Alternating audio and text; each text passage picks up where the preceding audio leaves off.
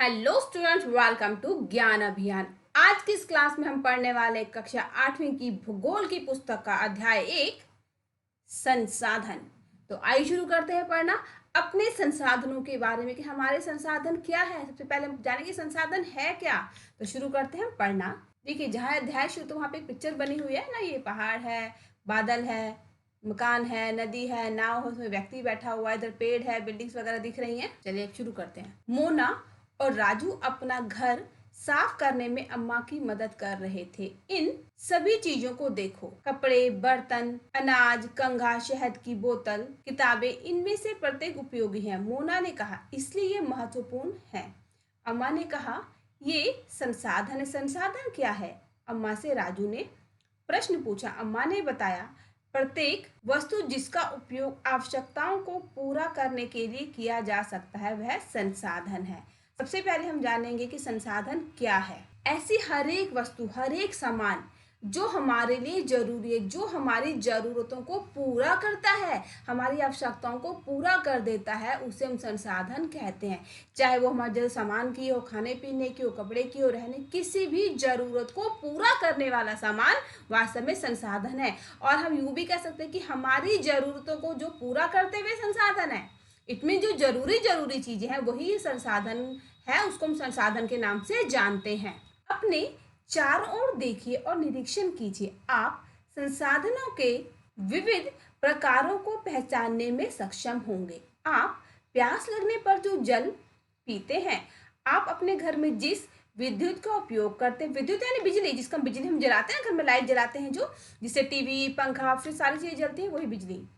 School से घर पहुंचने के लिए उपयोग किया गया रिक्शा, पाठ्य पुस्तक जिसका उपयोग आप अध्ययन के लिए करते हैं, ये सभी संसाधन है। आपके पिता ने आपके लिए नाश्ता तैयार किया है, उन्होंने जिन ताजी सब्जियों का उपयोग किया है वे भी संसाधन है। अब देखिए, संसाधन को और अच्छे से समझ सकते हैं कि हमें प्यास लगी, हमने पानी पिया, हमें भूख लगी, हमने खाना खाया, हमें कहीं जाना है, बाजार घूमने, किसी रिश्तेदारी में, किसी शादी में, अपने स्कूल जाना है, ऑफिस जाना है, तो हम किससे जाते हैं? किसी रिक्शे से, किसी गाड़ी से, किसी बस से, साइकिल से, है ना। या फिर जो हम खाना पीना बनाते हैं, उसको जो हम यूज कर रहे हैं, सब्जियां, अनाज, ये सब क्या है? वो सभी चीजें हमारी जरूरतों को पूरा कर रहे हैं, इसलिए हम उन्हें संसाधन कहते हैं। जो चीजें हमारी जरूरतों को, हमारी आवश्यकताओं को पूरा कर देते हैं, दैट इज संसाधन। वो संसाधन है सारी। जल, विद्युत, रिक्शा, सब्जियां और पाठ्य पुस्तक, सभी में कुछ एक जैसा क्या है? उनमें से सभी वस्तुओं का उपयोग आपके द्वारा किया गया है, इसलिए वे उपयोगी हैं। एक वस्तु अथवा पदार्थ की उपयोगिता अथवा प्रयोज्यता उसे संसाधन बनाती है। जो भी वस्तु है जिसका हम उपयोग कर रहे हैं वो हमारे लिए उपयोगी है, और जो उसको उपयोगिता है, जिसको उपयोग करने की जो कैपेसिटी, जिसको हम उपयोग कर रहे हैं, उसकी जो उपयोगिता है, उसे ही हम प्रयोज्यता या फिर पदार्थ की उपयोगिता कहते हैं, है ना। पदार्थ की उपयोगिता, इसको हम यूज कर रहे हैं, जो हमारे उपयोगी है, उसको हम प्रयोज्यता या फिर पदार्थ की उपयोगिता भी कहते हैं। राजू अब जानना चाहता था कि कोई भी वस्तु संसाधन कैसे बनती है। अम्मा ने बच्चों को बताया, वस्तुएं उस समय संसाधन बनती जब उनका कोई मूल्य होता है, इसका प्रयोग अथवा उपयोगिता इसे मूल्य प्रदान करते हैं। सभी संसाधन मूल्यवान होते हैं, अम्मा ने बताया। अब देखिए, हम जो भी चीजें यूज करते हैं, हर वस्तु की कोई ना कोई कीमत होती है। आप उदाहरण के लिए पेंसिल लीजिए, हम पेंसिल से लिखते हैं, ड्राइंग बनाते हैं, तो क्या पेंसिल आपको फ्री मिलती है? आप घर में बनाते नहीं, पेंसिल को हम बाजार से खरीद कर आते हैं, और खरीदने के लिए हमें उसकी कीमत चुकानी पड़ती है, दुकान वाले को पैसे देते हैं। हर वस्तु की कोई ना कोई कीमत होती है, क्योंकि जो उसकी कीमत है, जो उसकी कीमत क्यों? क्योंकि हम उसको यूज कर रहे हैं, उसका प्रयोग कर रहे हैं। तो इस प्रयोग करने के, यूज करने के बदले जो हम कीमत देते हैं, उसी के कारण तो वस्तु मूल्यवान बनती है, कीमती बनती है। हमें फ्री में तो कुछ मिलता नहीं है ना। पेंसिल हम घर में नहीं बना सकते, ये फैक्ट्री में बनती है, वहां से दुकानों पर, दुकान से हम खरीदते हैं। तो हम कब खरीदते हैं? जब इनका हम मूल्य देते हैं, इसीलिए वस्तुएं सारी की सारी मूल्यवान होती हैं। हम इनका एक जो प्रयोग है बड़ी सावधानी पूर्वक करना चाहिए, बर्बाद नहीं करना चाहिए। मूल्य अर्थ महत्व होता है, कुछ संसाधनों का आर्थिक मूल्य होता है, जबकि मूल्य का अर्थ महत्व होता है। कुछ संसाधनों का आर्थिक मूल्य होता है, जबकि कुछ संसाधनों का आर्थिक मूल्य नहीं होता। उदाहरण, धातुओं का आर्थिक मूल्य होता है, लेकिन एक मनोरम भूदृश्य का आर्थिक मूल्य नहीं होता। परंतु ये दोनों संसाधन महत्वपूर्ण, मनुष्य की आवश्यकताओं को पूरा करते हैं। कुछ संसाधन समय के बजाय आर्थिक रूप से मूल्यवान हो सकते हैं। आपकी दादी के घरेलू नुस्खों का आज कोई वाणिज्य मूल्य नहीं, लेकिन यदि वे पेटेंट करने के उपरांत मेडिकल फर्म द्वारा बेचे जाते हैं तब वे आर्थिक रूप से मूल्यवान हो सकते हैं। वास्तव में मूल्य क्या है? कीमत है ना। तो जो मूल्य उसका एक महत्व होता है, बहुत ही महत्वपूर्ण होता है। वो जो हमारे संसाधन है उनका आर्थिक मूल्य भी होता है, और कुछ संसाधन ऐसे जिसका मूल्य नहीं होता। जैसे कि हम देखते हैं कि पहाड़ी दृश्य है, बारिश हो रही है, हमें बहुत अच्छा लगता है, बहुत मन लगता है, बड़ा हम लोग खिड़की पे बालकनी में खड़े होकर देखते हैं, बहुत सुंदर लगता है। तो जो बारिश हो रही है या फिर जो बाहर का बगीचे का दृश्य, जो पहाड़ी दृश्य है, उसकी कोई कीमत देते हैं? हम नहीं देते, लेकिन बहुत सुंदर होता है। लेकिन अब ऐसा भी नहीं कि उसका मूल्य नहीं होता तो हमारी जो जरूरतों को पूरा नहीं करती। ये दोनों ही संसाधन है, वे वस्तुएं जिनकी हम कीमत देते हैं और वे वस्तु जिनकी हम कीमत नहीं देते, दोनों ही महत्वपूर्ण संसाधन और ये हमारी जरूरतों को पूरा करते हैं। मान लीजिए कि अगर बारिश ना हो तो कितनी गर्मी हो जाएगी, सूखा पड़ जाएगा। तो क्या बारिश भी हमारी जरूरत को पूरा करती है ना? ये मूल्यवान नहीं है, लेकिन ये हमारी जरूरत को पूरा करती है। या फिर अक्सर आपने घर में देखा होगा, अगर आपके पेट में कभी दर्द होता है, सिर में दर्द होता है, तो दादा ने छोटे छोटे उपाय बताते हैं कि भाई हल्का सा गर्म पानी पी लो, पेट का दर्द ठीक हो जाएगा, थोड़ी देर बाम लगा के सो जाओ, ठीक हो जाएगा सिर का दर्द। तो ये जो छोटे छोटे नुस्खे होते हैं ये बहुत ही कारगर होते हैं, लेकिन इसका कोई कीमत नहीं होती। लेकिन अगर यही नुस्खे हमें, ये दवाइयाँ या फिर गर्म पानी वगैरह हम बाजार से खरीद के लाए, केमिस्ट की दुकान, दवाइयों की दुकान से खरीद के लाते हैं, तो ये क्या होता है? मूल्यवान हो जाता है, हम इनके लिए पे करते हैं वहां पर। समय और प्रौद्योगिकी दो महत्वपूर्ण कारक हैं जो पदार्थों को संसाधन में परिवर्तित कर सकते हैं। दोनों लोगों की आवश्यकताओं से संबंधित हैं। लोग स्वयं ही इस सबसे महत्वपूर्ण संसाधन, ये लोगों के विचार, ज्ञान, आविष्कार और खोज हैं जो अधिक संसाधनों की रचना करते हैं।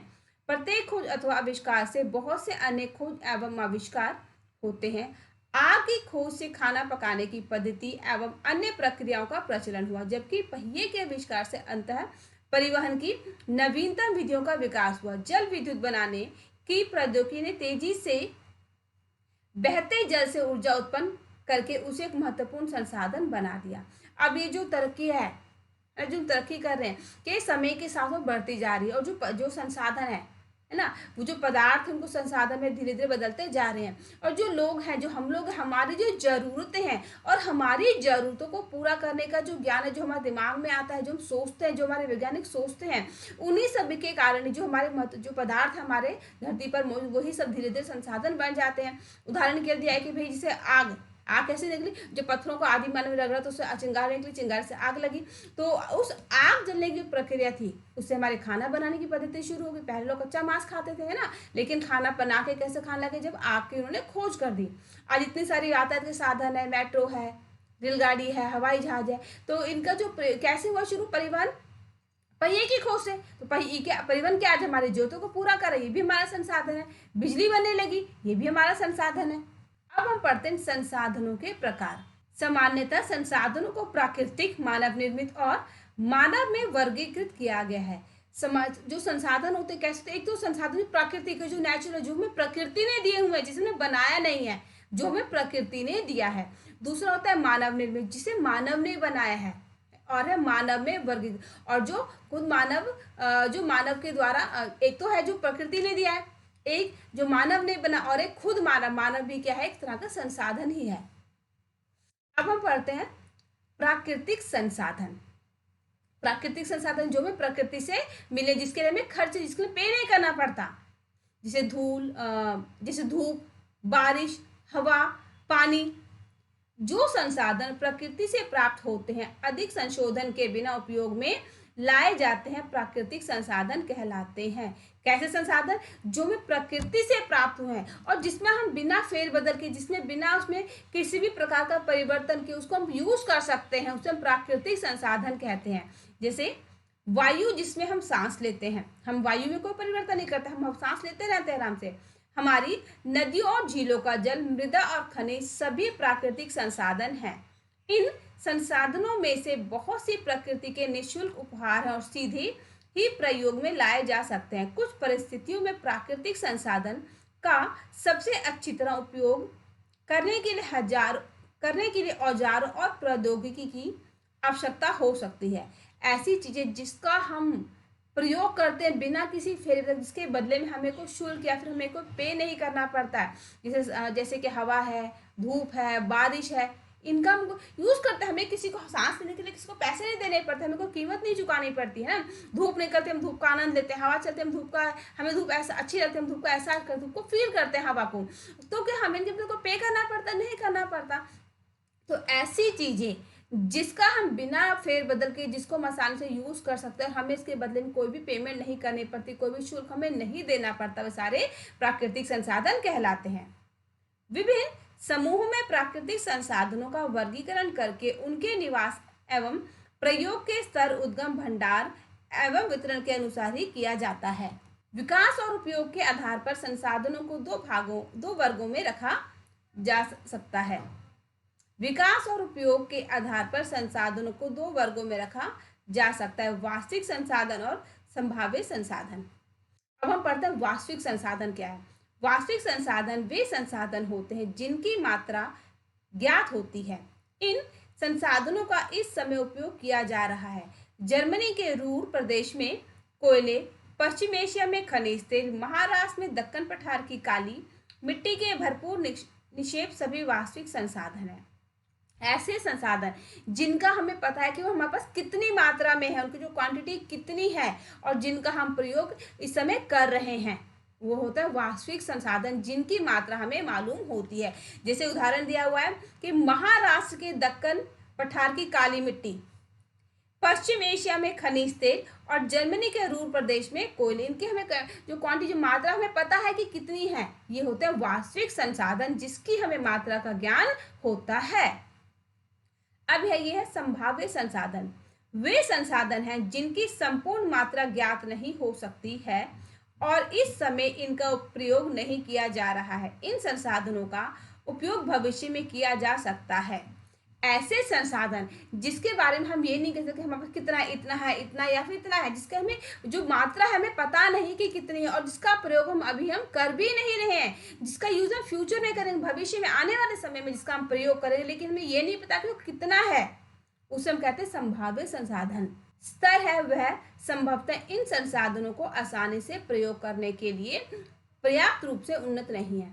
लद्दाख में पाया गया यूरेनियम संभाव्य संसाधन का एक उदाहरण है जिसका उपयोग भविष्य में किया जा सकता है। 200 वर्ष पूर्व तीव्र गति वाली पवनें एक संभाव्य संसाधन थी, किंतु आज वे वास्तविक संसाधन है। जैसे कि नीदरलैंड के पवन फार्मों में पवन चक्की के प्रयोग से ऊर्जा उत्पन्न की जाती है। इस प्रकार के पवन फार्म तमिलनाडु के नागरकोइल तथा गुजरात के तट पर देखे जा सकते हैं।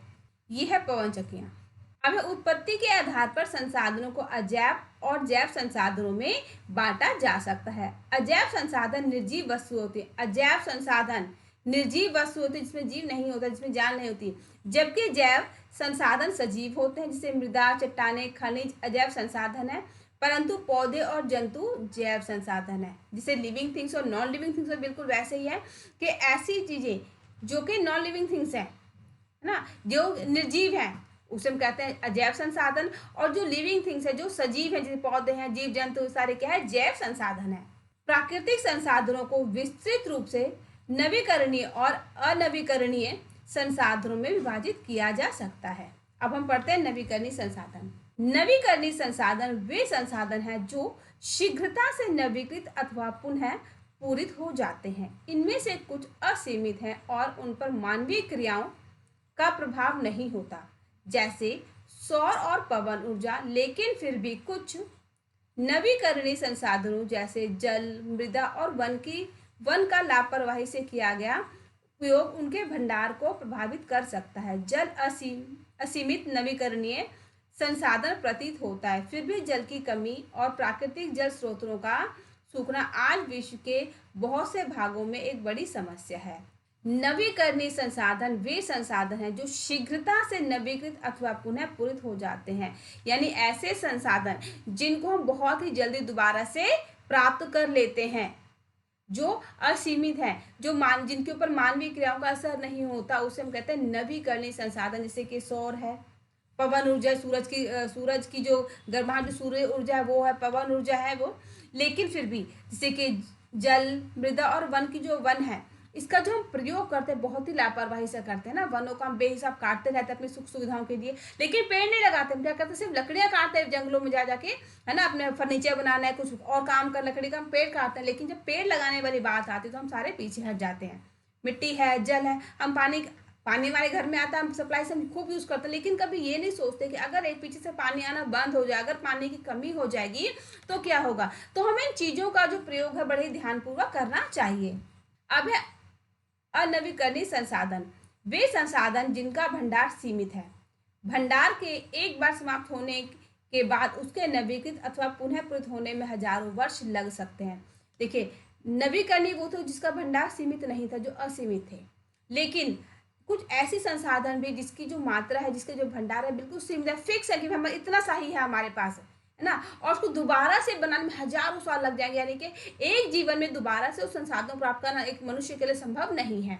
तो ऐसे संसाधन जिसके भंडार सीमित हैं, जिसको हम बहुत जल्दी दोबारा से प्राप्त नहीं कर सकते, वे कहलाते हैं अनवीकरणीय संसाधन। यह अवधि मानव जीवन की अवधि से बहुत अधिक है। इस प्रकार के संसाधन अनवीकरणीय कहलाते हैं। कोयला, पेट्रोलियम तथा प्राकृतिक गैस इसके कुछ उदाहरण हैं। संसाधनों के वितरण के आधार पर वे सर्वव्यापक तथा स्थानिक हो सकते हैं। जो संसाधन सभी जगह पाए जाते हैं, जैसे वायु जिसमें हम सांस लेते हैं, सर्वव्यापक है। वायु हमें, हवा हर जगह है। अगर हम यहाँ पर है, दूसरे कमरे में, दूसरी गली में, दूसरे शहर में जाए, दूसरे देश में चले, तो भी वहाँ पे हवा, यानी कि जो हवा है वो हर जगह पर फैली हुई है। ऐसा नहीं कि सिर्फ हवा हमारे देश में या फिर सिर्फ हमारे घर में, हवा हर जगह पर है। हर मनुष्य उसके अंदर सांस है, हर जगह फैली हुई, इसीलिए वो सर्वव्यापक है, क्योंकि वो हर जगह पर फैली हुई है।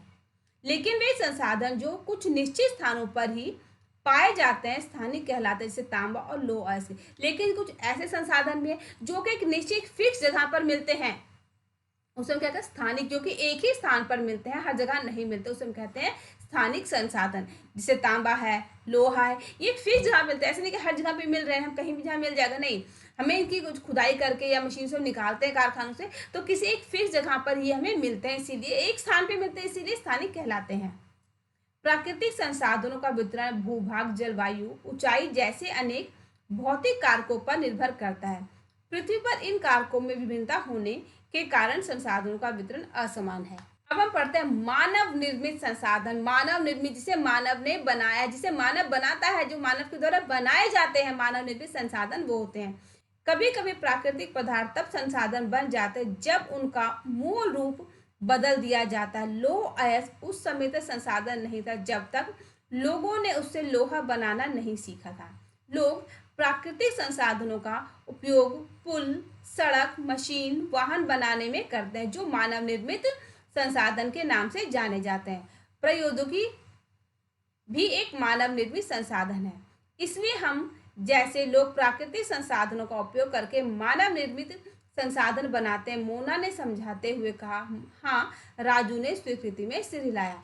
ऐसी संसाधन जो कि ऐसे पदार्थ जो कि प्रकृति ने हमें दिए, लेकिन उसको हम फेर बदल करके, उसमें कुछ बदलाव करके उसे अपने यूज के हिसाब का बना देते हैं, उसे हम कहते हैं मानव निर्मित संसाधन। जैसे कि लोह अयस्क है, जब जमीन से निकाला जाता है तो हमारे किसी काम का नहीं है ना, हम, लेकिन जब उसको फैक्ट्री में, कारखानों में बदल देते हैं ना, लोहे से खिड़कियां दरे बन जाते तो हम उसे यूज करते हैं। तो लोह अयस्क को जब प्राकृतिक संसाधन था उसको निकाल के मनुष्य ने बदल दिया, हमारे यूज का बना दिया। अब सड़कें बनने लगी, वाहन बनने लगे, मशीनें बनने लगी, तो क्या उसको प्रयोग करने लगे, तो प्राकृतिक संसाधन से उसको बदल करके मानव निर्मित बना दिया जाता है। अब हम पढ़ते हैं मानव संसाधन। लोग और अधिक संसाधन बनाने के लिए प्रकृति का सबसे अच्छा उपयोग तभी कर सकते हैं जब उनके पास ऐसा करने का ज्ञान, कौशल तथा प्रौद्योगिकी उपलब्ध हो। इसलिए मनुष्य एक विशिष्ट प्रकार का संसाधन है। अतः लोग मानव संसाधन, जो मनुष्य वो भी एक संसाधन है। क्यों? क्योंकि उसके पास ज्ञान है, मस्तिष्क है, कुछ अच्छा करने की, कुछ बहुत ही अच्छा, कुछ बेस्ट करने की सोच है, समझ है, ताकत है, क्षमता है, इसलिए वो भी एक संसाधन है। जो मनुष्य, जो लोग है, वो क्या है? मानव संसाधन है। शिक्षा और स्वास्थ्य लोगों को बहुमूल्य संसाधन बनाने में मदद करते हैं। अधिक संसाधनों के निर्माण में समर्थ होने के लिए लोगों की कौशल में सुधार करना मानव संसाधन विकास कहलाता है। संसाधनों के निर्माण यानी कि संसाधनों को बनाने में जो समर्थ होने के जो लोगों में जो दिमाग है, जो कौशलता है, जो क्षमता है ना, जब उसमें सुधार हो जाता है, यानी कि हम जो प्रकृति के दिए संसाधन उनको जब बदल देते हैं बहुत ही अच्छे तरीके से, अपने मस्तिष्क अपने दिमाग का प्रयोग करके उसे बहुत ही अच्छे तरीके से बदल देते हैं, जो हमारी कार्य क्षमता है, जो हमारी कौशलता, जब उसमें सुधार हो जाता है तो उसे मानव संसाधन कहते हैं, मानव संसाधन विकास के नाम से जानते हैं। अब यहाँ पे देखिए बड़े अच्छे उदाहरण से दिया हुआ है कि सूखे के कारण फसलों का विनाश, क्या मैं इसका समाधान निकाल सकती हूँ, है ना। ये क्या भाई, जब सूखा पड़ गया, बारिश नहीं हुई तो जो फसलें थी सारी खराब हो गई। अब जो फसलें खराब हो गई उसका कुछ ना कुछ तो उपाय करना पड़ेगा। तो क्या कहा, हाँ क्यों नहीं, उसने मन में पहले अखबार में पढ़ा, भाई ऐसा हुआ, फिर मन में हाँ क्यों नहीं, उपाय तो निकाल सकते, क्या उपाय निकाल सकते हैं वो के। यह सब ज्ञान, शिक्षा और कौशल के कारण संभव हुआ कि हम सब समाधान, अगर हमारे पास दिमाग है, हम पढ़े लिखे, हमारे पास समझ है, बुद्धि है, तो हम किसी ना किसी तरीके से कोई ना कोई उपाय करके अपनी समस्या का हल निकाल ही सकते हैं। ये तभी संभव है जब हमारे पास ज्ञान हो, हमारे पास शिक्षा हो, हमारे पास अच्छा कौशल हो, तभी अपनी समस्याओं का समाधान निकाल सकते हैं। अब हम पढ़ते हैं संसाधन संरक्षण। ये जो संसाधन है उसको हम कैसे बचा के रख सकते हैं, कैसे उसको संभाल के रख सकते हैं, वो हम पढ़ेंगे।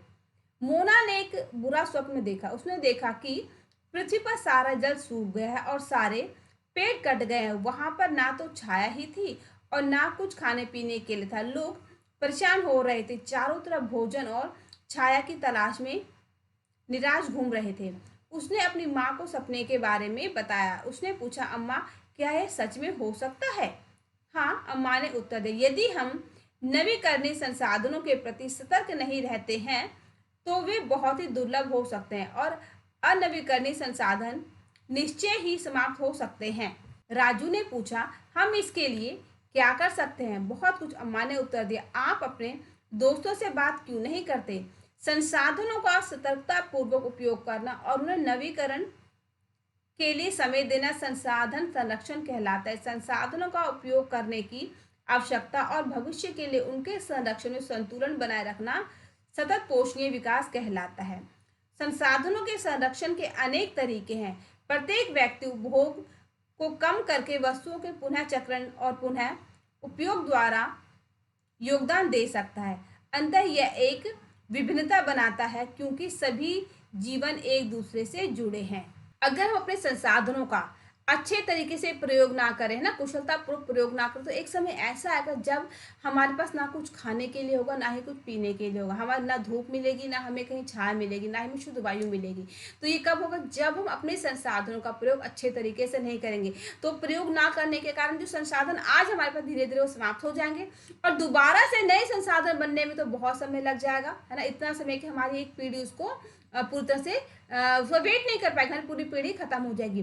तो क्या जरूरी कि हमें अपने संसाधनों का अच्छे तरीके से प्रयोग करना, उनको संभाल के रखना, उनका जो उपयोग है सही तरीके से करना है। और यही सही तरीके से प्रयोग करना क्या कहता है? संसाधन संरक्षण कहलाता है। यानी कि संसाधनों को बचा के रखना, उनको आने वाले समय के लिए, अपनी आने वाली पीढ़ियों के लिए सही तरीके से यूज करके बचाना संसाधन संरक्षण कहलाता है। और जो हमारी जरूरतें हैं हमारे भविष्य के लिए, तो जो हम संरक्षण कर रहे हैं, जो बचा रहे हैं, उसको बचा के रखना, उसको संतुलन बनाए रखना, ताकि हम भी बचाएं और हमारे आने वाली जो पीढ़ी वो भी उन चीजों को बचा के रखे, कोई भी उसका प्रयोग गलत तरीके से ना करे, बिना वजह ना करे। तो ये जो संतुलन हमारा बना हुआ रहता है, ये क्या कहलाता है? सतत पोषणीय विकास कहलाता है। कि हम और हमारे आने वाले समाज, हमारे आने जो हमारा समाज है वो अपने संसाधनों को तरीके से बचा के रखेगा। और ये जो चक्र है बचा के रखने वाला हमेशा कंटिन्यू चलता रहे, हम भी बचाए, हमारे आने वाली पीढ़ी भी, उसके आगे वाली पीढ़ी उसको बचाती रहे।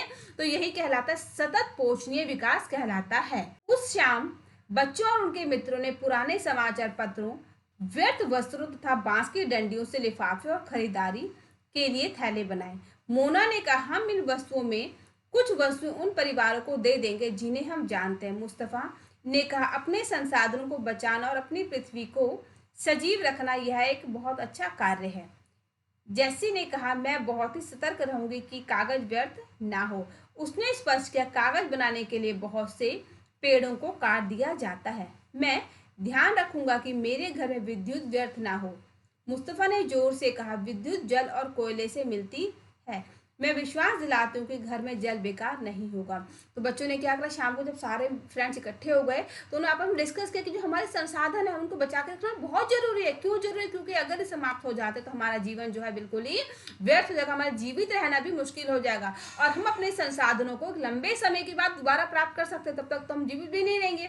तो बच्चों ने क्या किया, जो कि वेस्ट चीजें थी, जो वेस्ट मटेरियल था, सभी को इकट्ठा किया और उनसे बहुत ही जरूरी जरूरी सामान बना दिए जिसे हम यूज कर सकते हैं। लिफाफे बनाए खरीदारी के लिए और भी सामान, छोटे छोटे सामान बनाए। और फिर उन लोगों ने क्या आपस में क्या डिस्कस किया कि अब हम बिजली पानी किसी भी कीमत पर उसे बर्बाद नहीं करेंगे, कोयले को बर्बाद नहीं करेंगे, कागज को बर्बाद नहीं करेंगे, क्योंकि एक कागज बनाने के लिए पेड़ों को काटा जाता है। तो पेड़ों को बचाना बहुत जरूरी, तभी तो हमारे संसाधन बचेंगे, तभी तो हमारा जीवन जो सुखपूर्व व्यतीत होगा।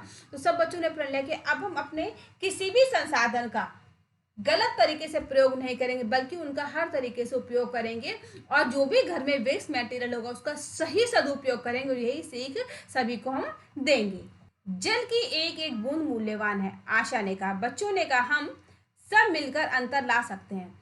यह कुछ कार्य मोना, राजू और उसके मित्रों ने किए हैं। आपका क्या विचार है? आप संसाधन संरक्षण में कैसे मदद करने जा रहे हैं?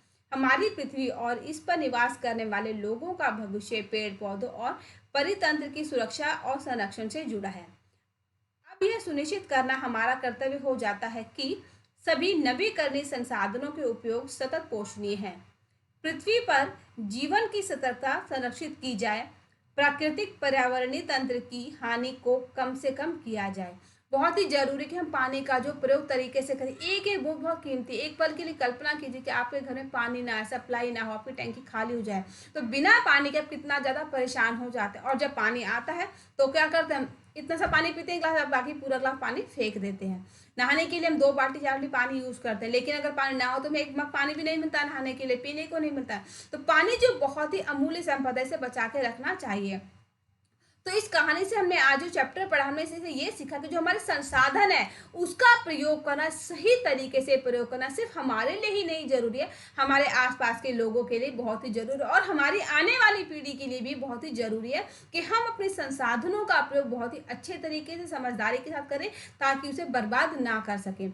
चाहे वो बिजली हो, पानी हो, कागज हो, कोयला, कुछ भी हो, हमें अपने किसी भी सामान का, किसी भी संसाधन का प्रयोग सही तरीके से ही करना चाहिए। तभी हम हमारे जीवन को, हमारे जीवन को और हमारे आने वाली पीढ़ियों के जीवन को सुरक्षित और सुख में बना सकते हैं। तो मुझे उम्मीद है कि इस अध्याय के अंदर हमने जो भी कुछ जरूरी बातों को सीखे, अपने संसाधनों को लेकर आप आसानी से अच्छे से समझ गए होंगे। तो इसी तरह देखते रहिए आपका अपना ज्ञान अभियान। मिलते हैं दूसरे वीडियो, तब तक के लिए गुड बाय।